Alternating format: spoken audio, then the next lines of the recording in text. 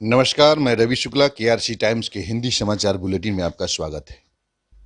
हम उन महान विभूतियों को नमन करते हैं जिन्होंने हमें हमारा संविधान दिया, प्रधानमंत्री नरेंद्र मोदी ने कहा। प्रधानमंत्री नरेंद्र मोदी ने हमें हमारा संविधान देने वाले महान विभूतियों को नमन किया है और राष्ट्र के लिए उनके विजन को पूरा करने की अपनी प्रतिबद्धता को दोहराया है।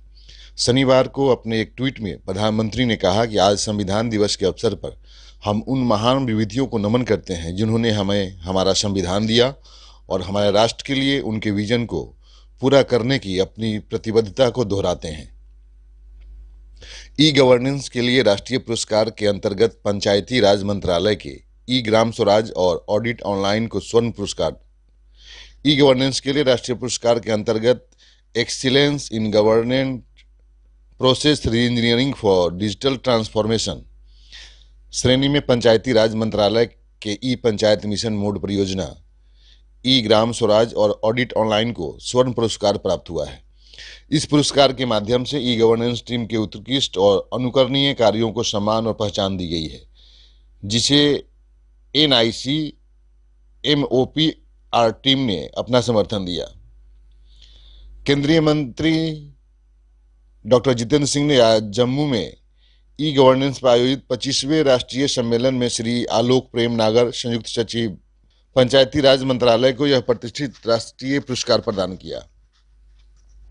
केंद्रीय कृषि एवं किसान कल्याण मंत्री नरेंद्र सिंह तोमर ने कहा कि रबी क्षेत्र में पिछले वर्ष की तुलना में 24.13 लाख हेक्टेयर की वृद्धि हुई है। वरिष्ठ अधिकारियों के साथ रबी फसल की स्थिति की समीक्षा की। मंत्री ने आने वाले दिनों में रबी फसलों के क्षेत्रफल में तेजी से और वृद्धि होने की उम्मीद जताई है।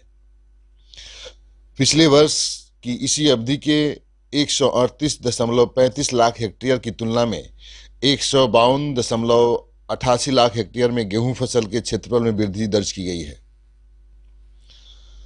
53वें भारतीय अंतर्राष्ट्रीय फिल्म समारोह में फिलिपिनो लेखक लव डियाज द्वारा निर्देशित फिल्म हेवन द वेव्स और गॉन अंतर्राष्ट्रीय प्रतियोगिता श्रेणी में गोल्डन पीकॉक पुरस्कार की दावेदारी में शामिल है। बदला लेने और हिंसा के दौर की अंधेरी दुनिया से बाहर निकलने की गाथा से जुड़ी film when the waves are gone का वेनिस फिल्म फेस्टिवल 2022 में प्रीमियर हुआ था।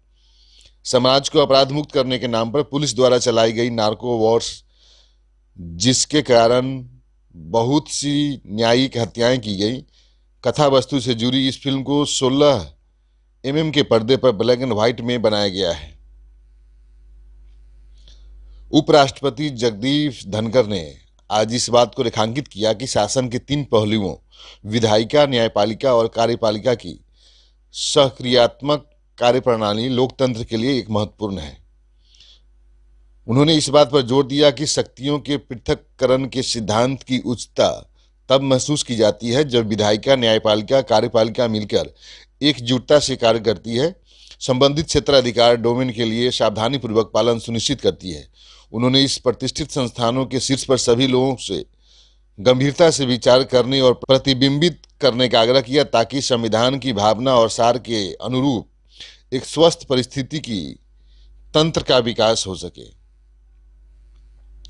पद्मश्री खेल रत्न अर्जुन अवार्डी, भारत की पहली महिला पैरालंपिक पदक विजेता और भारत की पैरालंपिक समिति की अध्यक्ष डॉक्टर एच.सी. दीपा मलिक ने टीबी मुक्त भारत अभियान की राष्ट्रीय दूत और निक्षय मित्र बनकर अपना समर्थन देने का संकल्प लिया है।